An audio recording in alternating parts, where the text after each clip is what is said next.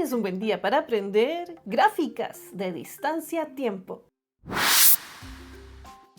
Una línea inclinada hacia arriba nos indica que conforme el tiempo avance nos iremos moviendo en una dirección determinada y tendremos entonces una velocidad positiva, mientras que una línea horizontal nos indica que aunque el tiempo avance, la posición va a ser la misma y eso significa que tendremos una velocidad igual a 0. Por último, una línea inclinada hacia abajo nos dice que mientras el tiempo avance, iremos cambiando nuestra posición hacia el origen, es decir, nos estaríamos devolviendo a nuestro punto de partida y eso nos daría que nuestra velocidad es signo negativo. Cada vez que nuestra gráfica sufra un quiebre o cambio de dirección, podemos afirmar que estamos cambiando de tramo o de intervalo, de manera que cada sección en la que ocurra eso, así le llamaremos tramo o intervalo. Y en nuestro ejemplo estaríamos teniendo 1, 2, 3. En ocasiones se denotan con números romanos. Y algo que sí es muy importante es notar los puntos en los que ocurren estos cambios. Por ejemplo, el tramo 1 inicia en el punto donde el tiempo vale 0 y la altura o distancia en ese caso también vale 0. Mientras que termina en un punto en donde el tiempo vale 5 y el desplazamiento vale 20. ¿Okay? Este punto 5,20 marca el final del tramo 1 y el inicio del tramo 2.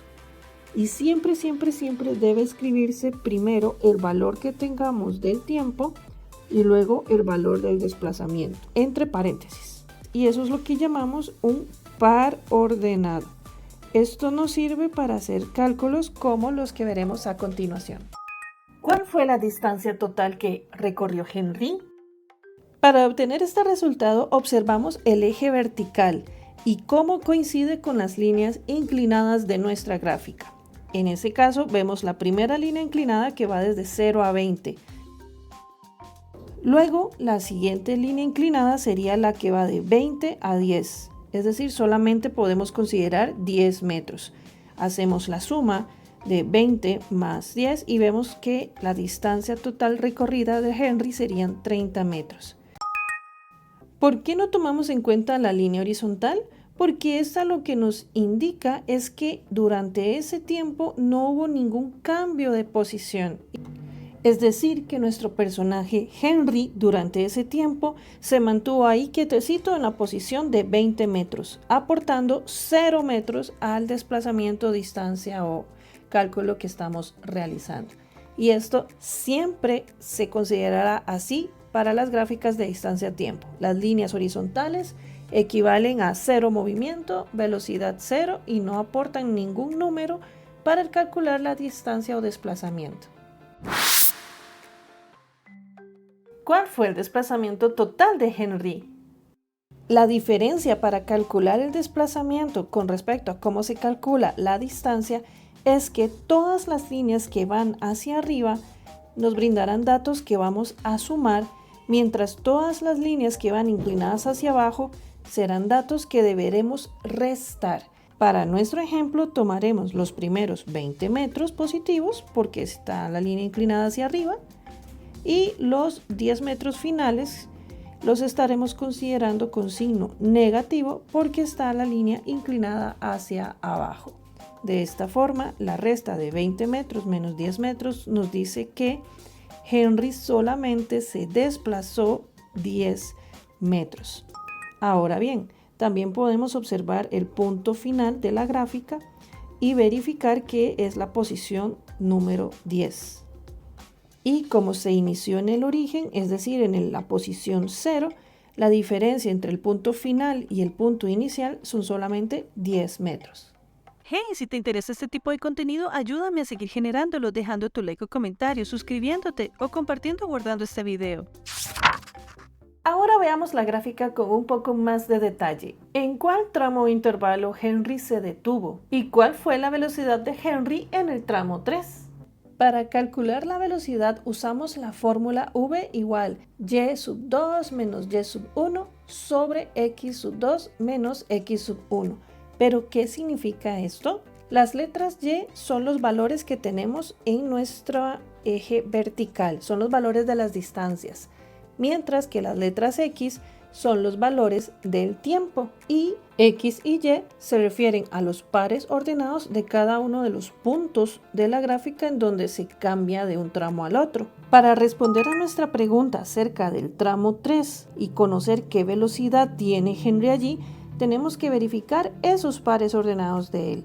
Acá tenemos que en el segundo 13 está en la posición 10 y acá al inicio tenemos más bien el tramo 3 inicia acá, que en el segundo 11 él tiene la posición 20.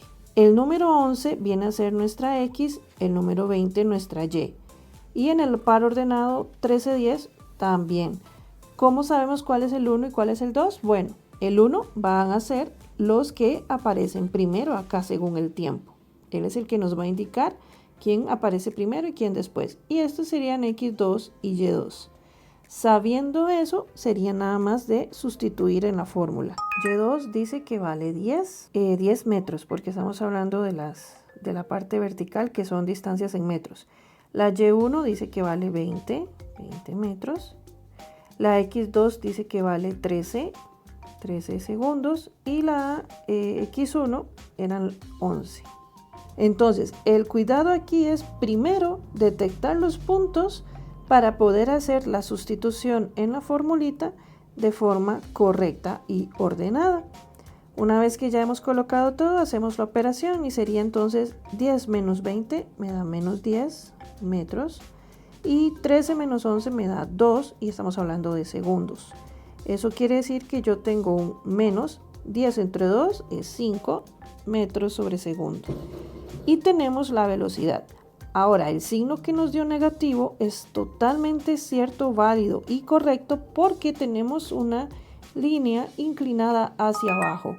Y eso siempre tiene que coincidir, el signo de la velocidad con la inclinación que tengamos. Por otro lado, con respecto a cuánto tiempo estuvo Henry detenido, podemos observar que fue desde el segundo 5 hasta el segundo 11.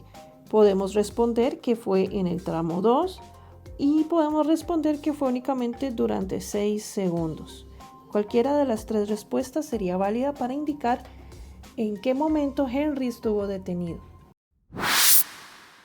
Es muy importante saber que este tipo de gráficas aplica para el movimiento rectilíneo uniforme, muy conocido por sus siglas MRU, donde las velocidades son constantes, es decir, que son movimientos donde no hay aceleración. Como dato curioso, acá tienes 5 gráficos con formas muy diferentes, particulares y hasta polémicas, ya que en su momento trataron temas como el brote de cólera londinense o el calentamiento global en el año 1850. Espero este video te haya sido útil y que estés disfrutando el saber que hoy es un buen día para aprender.